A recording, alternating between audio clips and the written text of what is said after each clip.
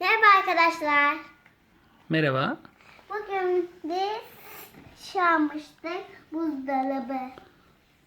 Bakın şey var.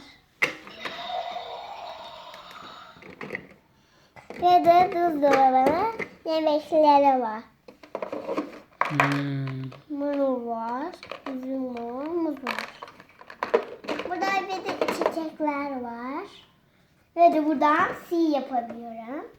Şimdi bir gözlerinizi kapatabiliyor musunuz? Bunları şu an gözünü kapat. Şu an açabilirsin. Şu an bunun içi boş. Şimdi suyumuzu köpürüyor. Evet bakın. Bak gördünüz mü? Suyu işte. Bu suyu.